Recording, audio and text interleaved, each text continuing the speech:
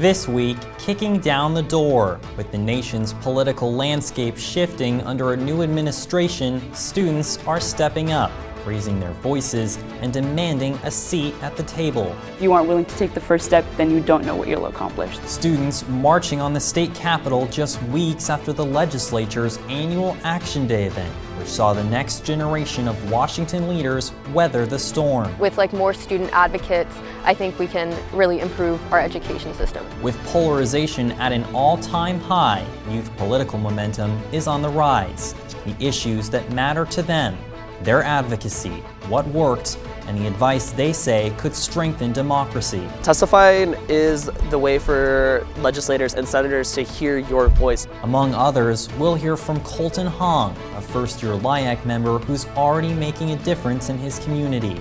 You have a voice. Even though we can't vote now as youth, we still have the potential to influence policy, which is so important for us. Also, on the chopping block, what about the threat to public school funding? We have to tell the teachers union, we're rated last in the world in education of the top 40. And a president openly pushing to dismantle the Department of Education.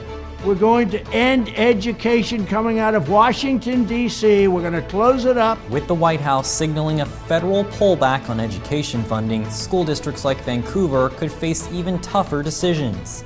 Joining me to provide insight and analysis are CR News staff writer Josiah Foster and CR News editor Emmy McGill. What their recent reporting says about how Trump's administration is reshaping the education landscape and why students are now taking action. Can young voices really make a difference in public policy? The barriers they face and what it could take to break through. Welcome to the conversation. It's the Rapids Report. From CR News, this is the Rapids Report with Talan Collins. My message to President Trump is fairly simple. I'll work with you on areas of common interest, but you're making it tough. If you overstep your authority, we will stand up to you.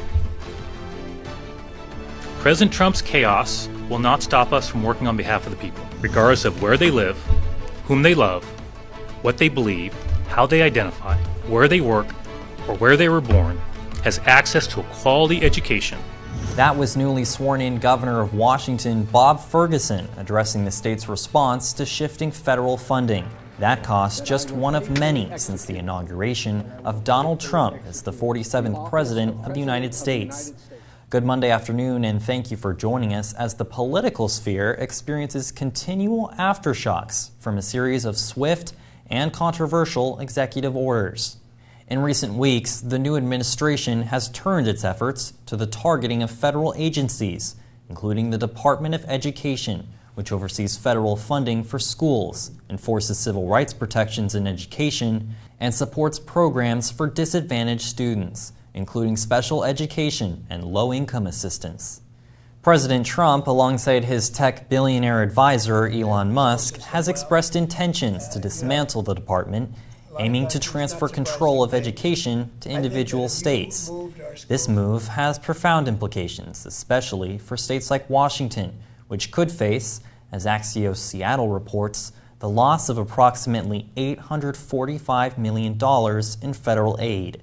Federal funding makes up about 7% of total spending for K-12 education in Washington state, according to the Office of Superintendent of Public Instruction, with the majority of those funds coming through Title I in the Individuals with Disabilities Education Act. CR News' Josiah Foster reports that for Vancouver public schools, an additional 6 to 9% of the already reduced annual budget is potentially on the, quote, chopping block. He warns further cuts could result in more staffing reductions in a district already hit hard by a lack of state funding. But that number pales in comparison to the other districts across the country, which could face budget cuts of over 20%. He'll join us later on to break down that data and what it could mean for the future of education in Washington state. But first, amid those developments, local responses are ramping up. Just 10 days after the presidential inauguration, Vancouver community members and students gathered at the Three Creeks Community Library for a town hall event. The meeting aimed at providing a platform for constituents to express concerns over the federal government's new direction, addressed concerns over education policies. It was here, or from a meeting room too small to accompany the dozens of attendees left in the bitter cold, newly re-elected Congresswoman Marie Gluesenkamp-Perez walked on thin ice while attempting to defend a voting record which has drawn criticism from her Democratic base. Apologizing for the inadequate venue and late-stage change, Perez responded to written questions as sighs, snickers, and even occasional heckling erupted through the room, while those outside pressed against the drafty door to catch a glimpse. There were two temperatures in the room, and one was, quote, burning hot and fast, Perez acknowledged, characterizing her experience in D.C. as a, quote, dogfight, not just against Republicans, but within her own party, where ideological divisions have forced her to navigate competing pressures. Students took lessons like those to heart just days later when icy roads and a thin coating of snow were not enough to keep many students from making their way to the state capitol grounds. The active participation of students in these events is evidence of a growing trend: youth engagement in the political process. Organized by Washington's Legislative Youth Advisory Council, or LIAC, the annual Action Day event saw students, lawmakers, and advocates from across Washington gather to discuss and learn more about our civic process. With discussions on mental health, education, and bipartisan cooperation, attendees tackled some of the most pressing issues facing schools across our state. Across the street from Washington's historic state capitol in Olympia, a light dusting of snow covered the steps of the John A. Cherbourg building. Students from all regions coming together in an event designed to amplify youth voices in the legislative process. What has the experience just today been like, getting to, meet new people? I think it's been really nice. I haven't gotten a chance to be able to work with a lot of people who kind of have the same aspirations and come from similar ideas that we want to advocate for our issues. And being surrounded by people who are meant to just be leaders as we grow up is really inspiring. Among them, River's own Ashley Treves, Public Affairs Officer for the Council.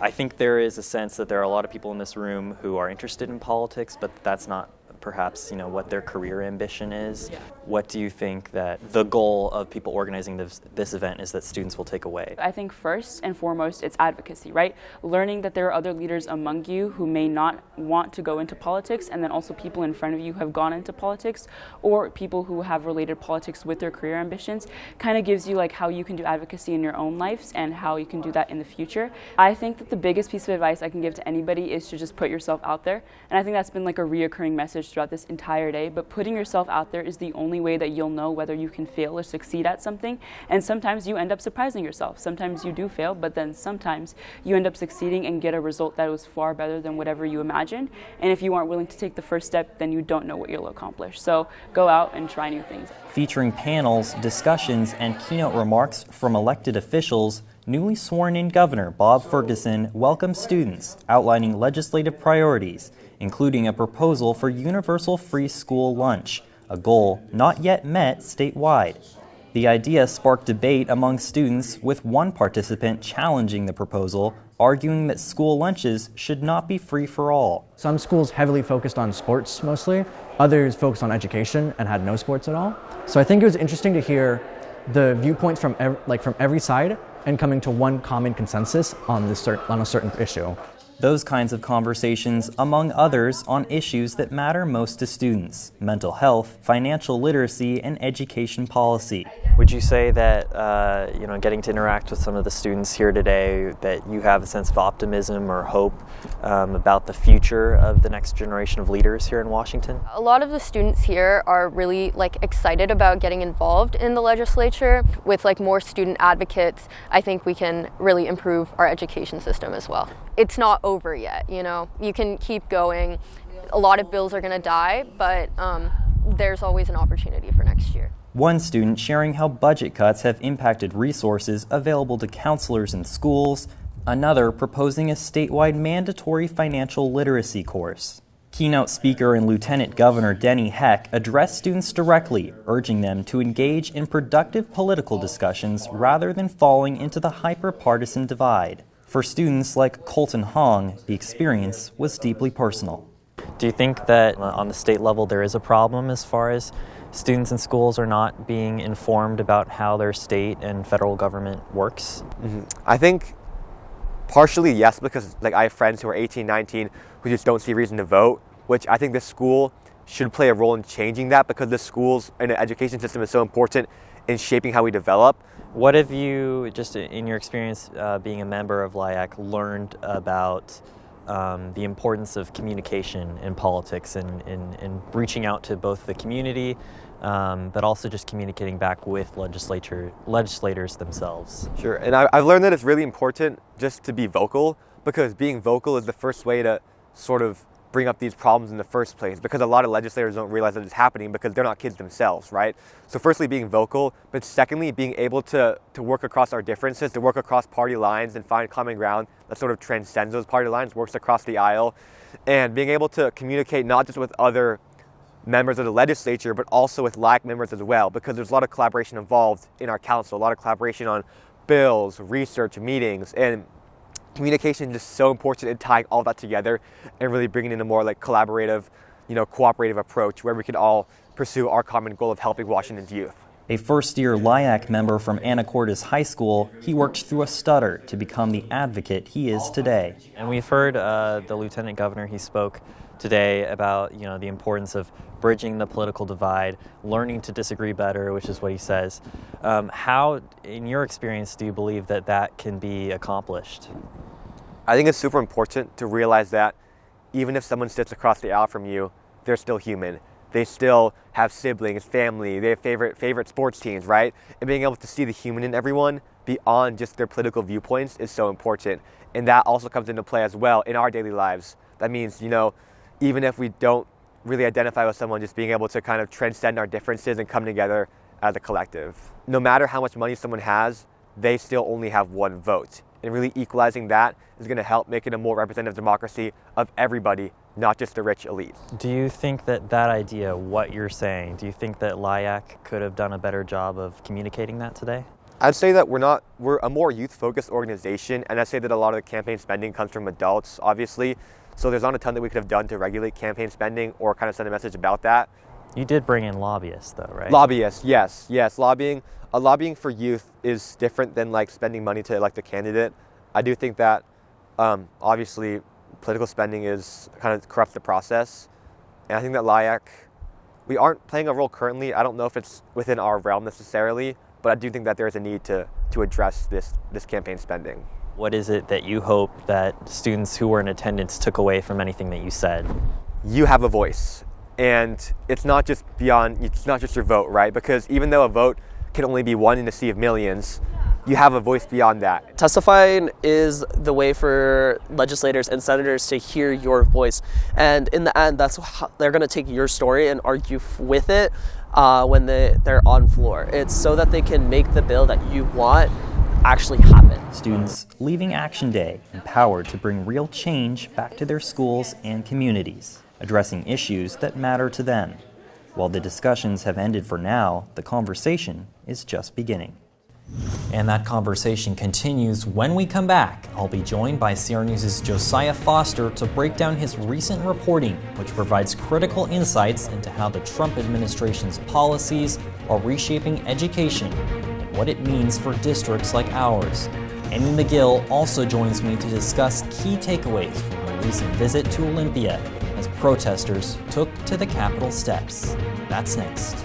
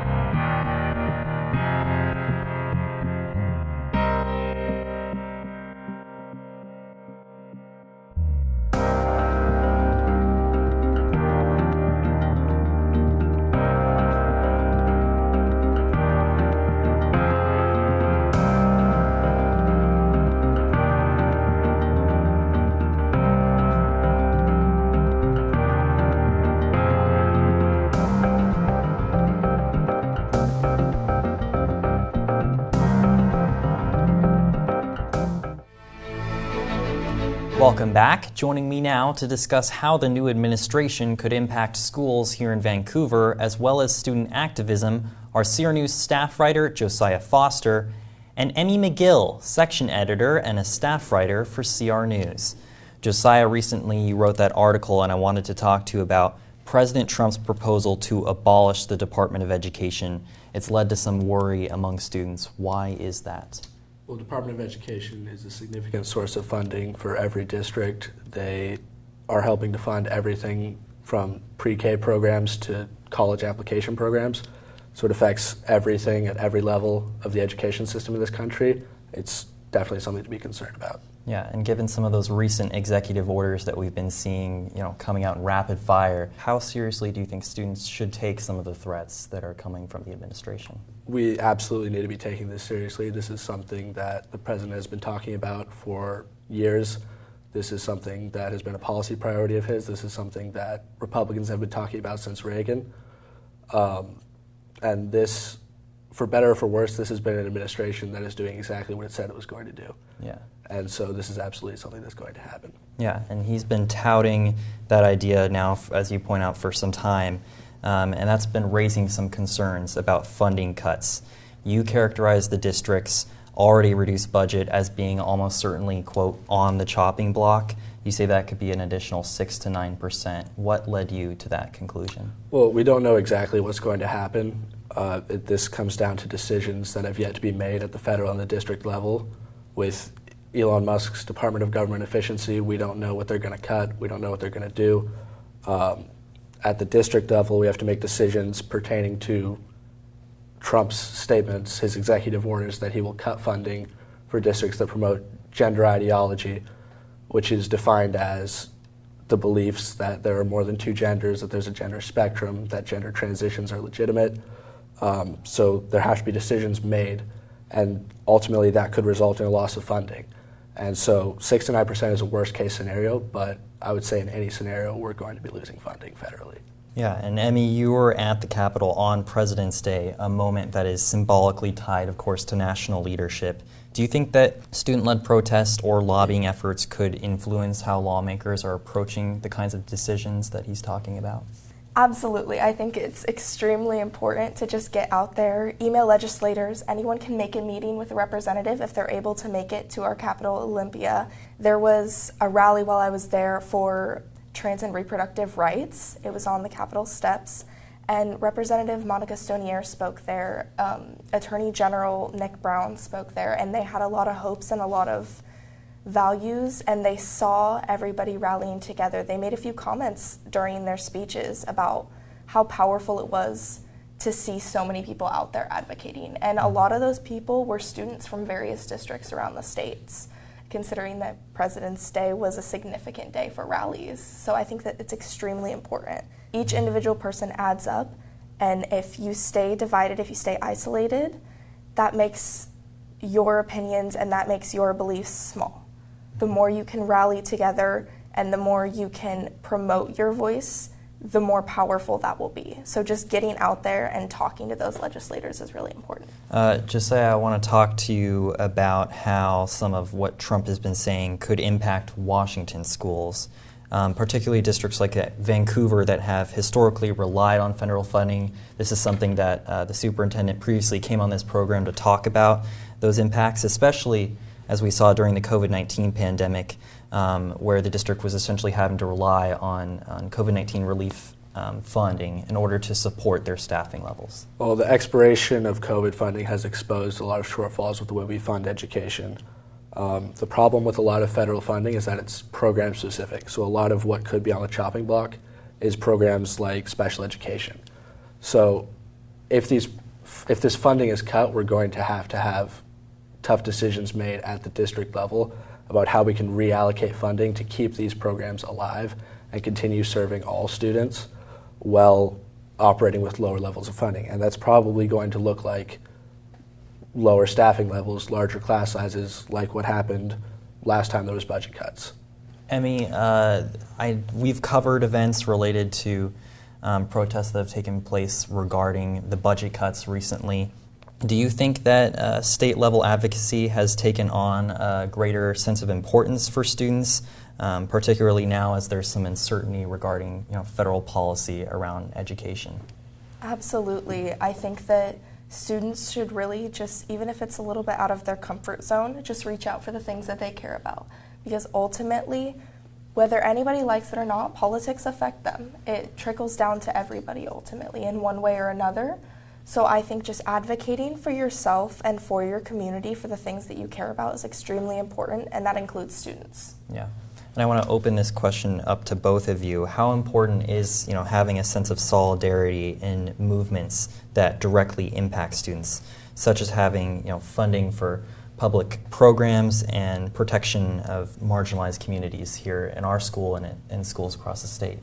I think that, like I said, every voice, every story matters, and even if inclusion acts don't directly affect you, they could affect your friends. Like, it affects someone, and I think empathy is a really important thing right now, to understand that even if it doesn't affect you, it does affect somebody negatively, and we should be able to support other people in our community. And as we covered that LIAC Action Day event here on the program, among the many issues that students brought up during that event were concerns over how funding cuts were going to impact efforts toward achieving free lunch programs across the state, and access to mental health resources in schools. Do you think that students have a sense of how that potential reduction or elimination of the Department of Education potentially could entirely jeopardize some of those priorities? Well, if it's a matter of state funding, I think the state should absolutely step up to replace whatever's going to be lost federally. We have an excellent state constitution that states that the government is required to fully fund our state's public education program. That's been upheld in the Supreme Court many times. So I think it's not so much a matter of whether it's realistic as how we're going to make it happen. Emmy, you also had the chance to meet with Representative Monica Stonier and also Representative McClintock's aide about Bill 1296. From those conversations you had, did you get a sense of how much student voices actually factor into the decision-making process that occurs in Olympia? Yeah, so that did give me a little bit of insight. As it being my first time having a meeting with representatives like that, it gave me insight that they do make time to hear people's thoughts and to hear people's voices, to listen to their stories, and that it's a normal occurrence. That's something that as a student, I didn't know. I wasn't told about that in any classes or anything like that. So I think learning that just my voice can be heard, even if they don't agree with what I'm saying, that they'll hear what I have to say is really important. And I think other students should step up and take that opportunity as well if it's something that they could do. Yeah, one of the things that students during that LIAC event talked about was how easy it was to testify, how easy it was to get in contact with their representatives. You've talked about that, and I'm wondering if you can elaborate upon what you observed about how easy or not that process is. Yeah, so I would say the hardest part is just taking that step and doing it.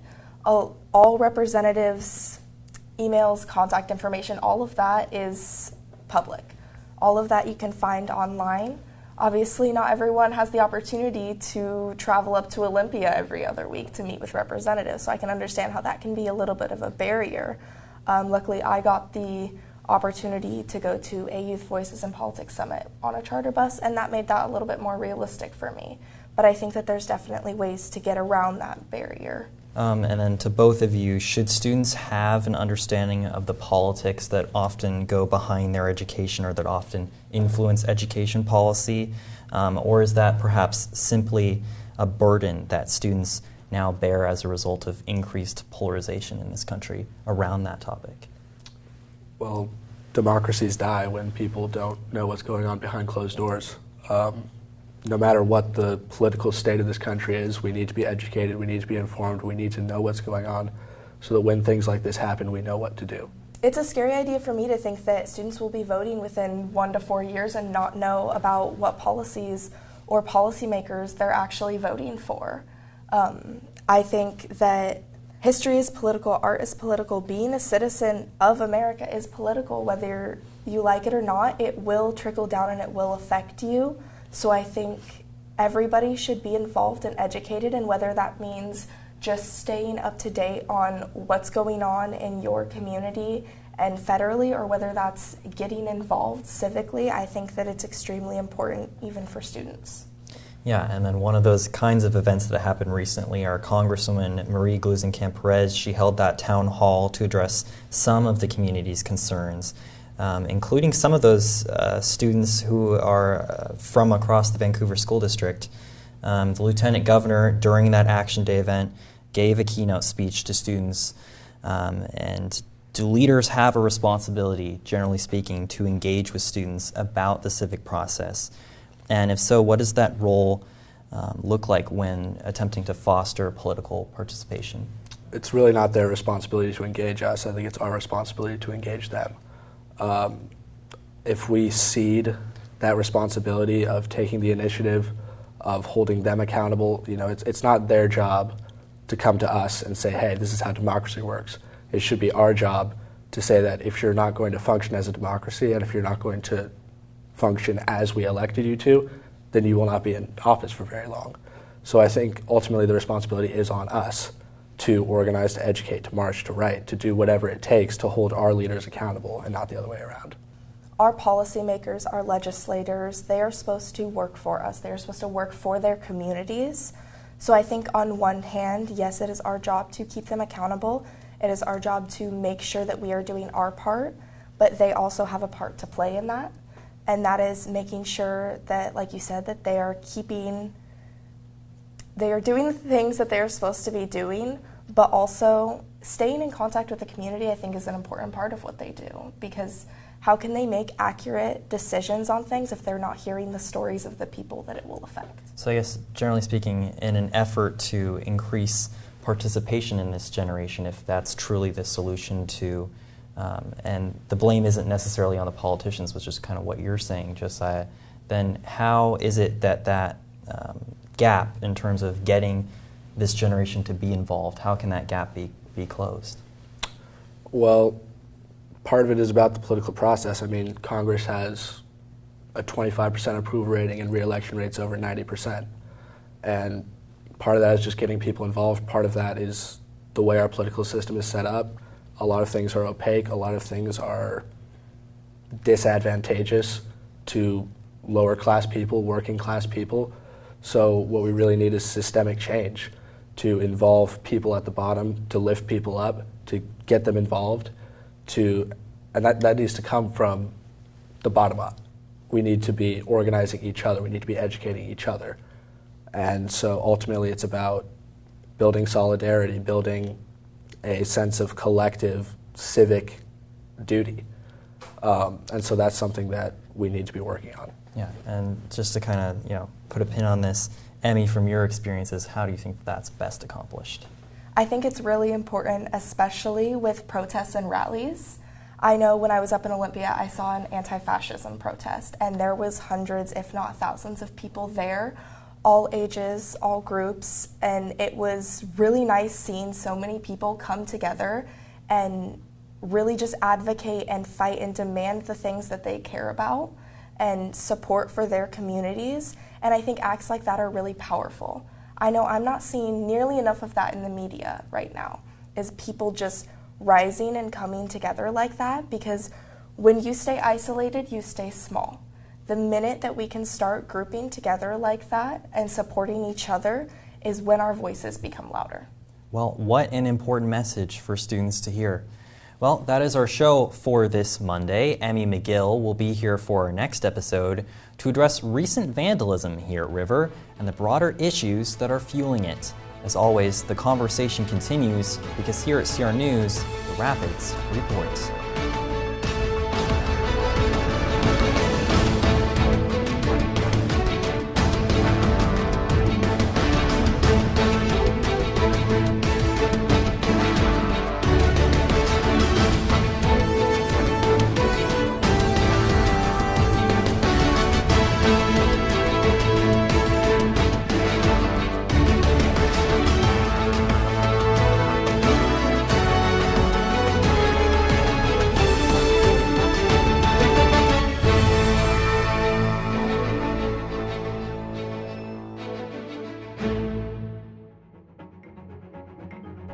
Hey Rapids, thanks for helping us reach 1,000 subscribers on YouTube. If you haven't already, make sure to like this video and subscribe to the CRTV YouTube channel to support content for and by CR students.